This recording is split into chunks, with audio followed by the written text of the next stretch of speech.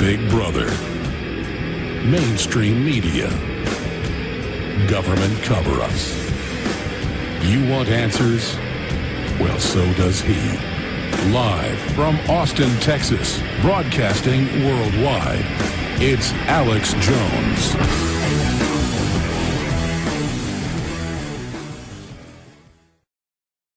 The former director of the Advanced Space Program Development for the U.S. Air Force in the Ford and Carter administrations when it was secret, and a former United States Air Force Lieutenant Colonel with 101 combat missions. He holds a Ph.D. in aeronautics and nuclear engineering from the California Institute of Technology.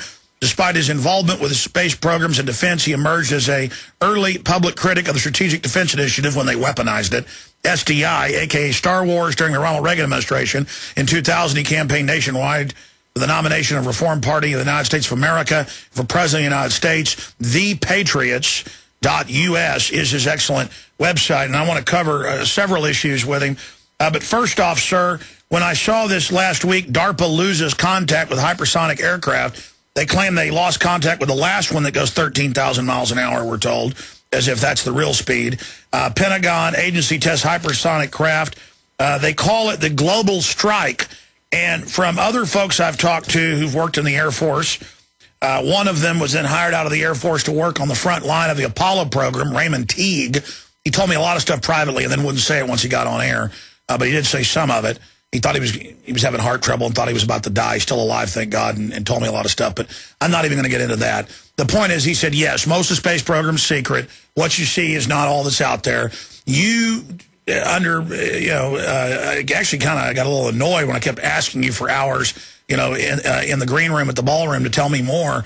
You said, okay, I'll tell you some stuff that's leaked out that they said that should be classified. But you talked about robotic drones, DU sabos, decapitation weapons for heads of state.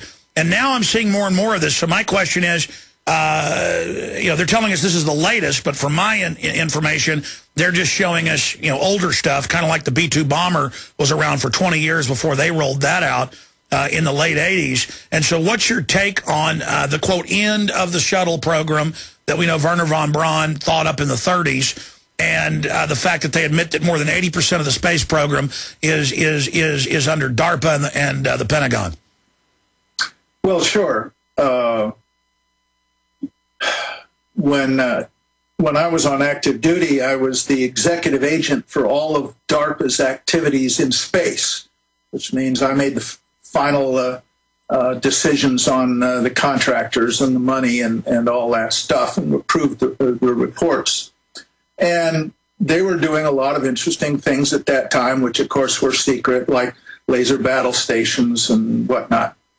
And we also developed components for other black programs, like those directly under the Assistant Secretary of the Air Force, spy satellites and all the rest of that.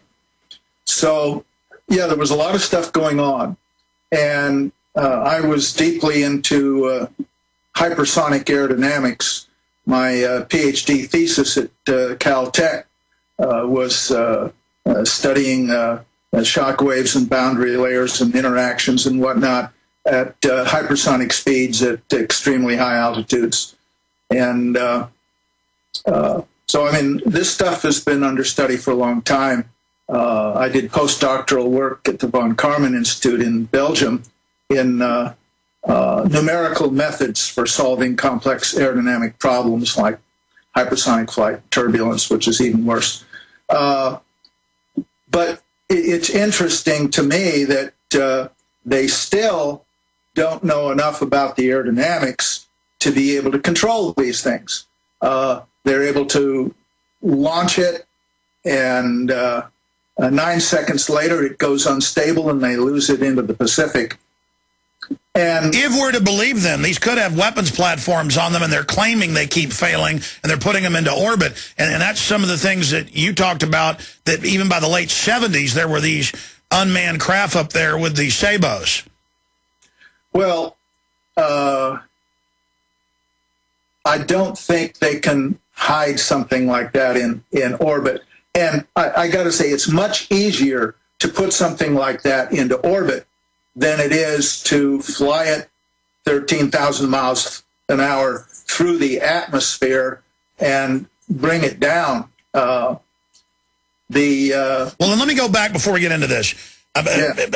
You talked about debating the new head of Star Wars and others, and that they would get mad and start blurting classified things out.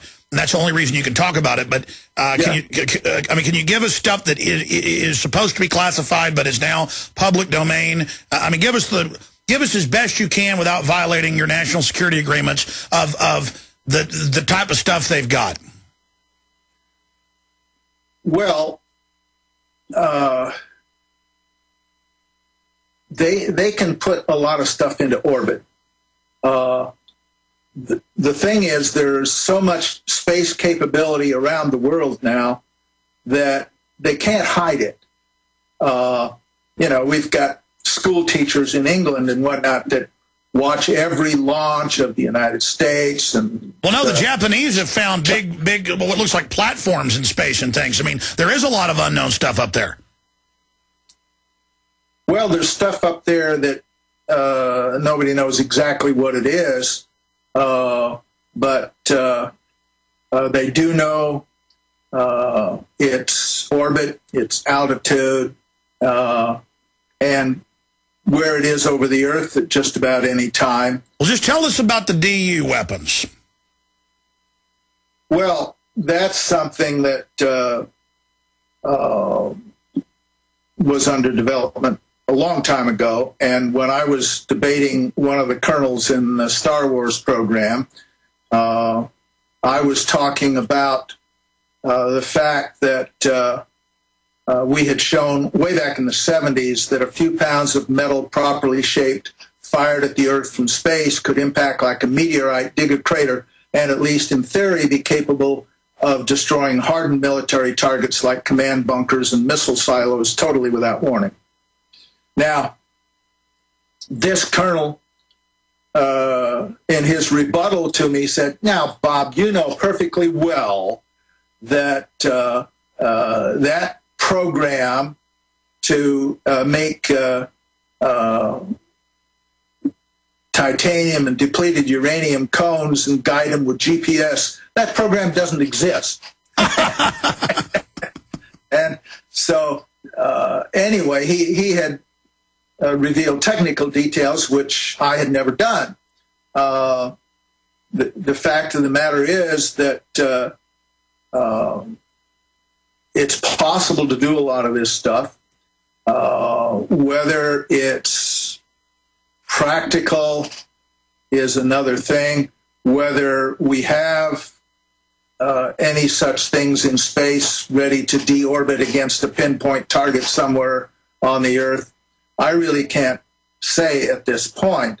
I rather doubt it, but that we could have, because the technical capability, at least, is there. Well, don't you just put a satellite with propulsion into space, launch it in one of the secret shuttle launches or in one of the other rocket launches, and then it's got a weapons array of the DU weapons. And because I believe what you told me was you were saying it was being looked at in unmanned systems for head of state decapitation. Oh, yeah. Oh, yeah. But remember, once those things are in orbit, to get them down out of orbit, you have to have propulsion to deorbit them. So they have to have some kind of propulsion. It's not just a dumb piece of metal. And then you have your sensors, you have your GPS guidance, but you also need to have some kind of capability to steer it, either with little thrusters or with little aerodynamic devices at the tail end of the cone. And that's one of the things that's hard to do. And oh, I see. They're always trying to get steering, like with this new little space plane, and that's why they're doing it in the atmosphere and not in orbit where it's easier, because once the weapon comes into the atmosphere, that's when it starts going crazy. They can get the speed, they just can't get the accuracy. Right, right. Now, getting the accuracy is not impossible. Either we studied terminally guided ICBMs,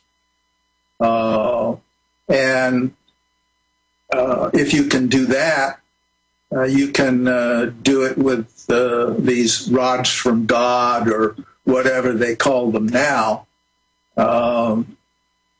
These kind of projects. You're talking about controlling an ICBM throughout the entire process as it launches, goes into orbit, it comes back down, and goes through the MERV sequence. Now, Doctor, expanding about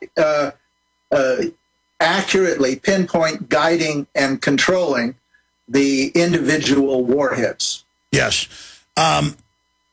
Expanding on that, because we're about to go to break, and I want to come back and talk about Fukushima. Well, let's just get to Fukushima now. You were absolutely accurate in that, and now it turns out they knew there were all these meltdowns. They covered it up, and now the EPA has just raised the level of radiation of what they say is safe. That is not very reassuring for future disasters that they just always cover this stuff up. That's right, and still in this country, we're not talking about replacing the antiquated reactors that are similar to Fukushima and which are on fault lines, like along the San Andreas Fault in California, and there are even fault lines through the Midwest and also up near New York City with the Indian Point reactor.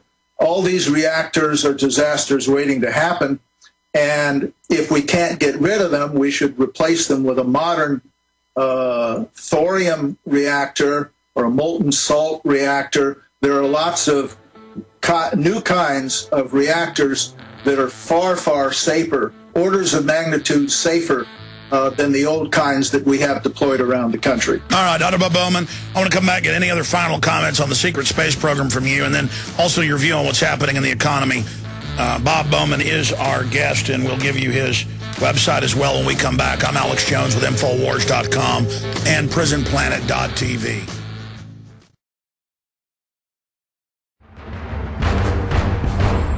Ask yourselves, what are you doing in this time of great challenge? What are you doing to unlock minds?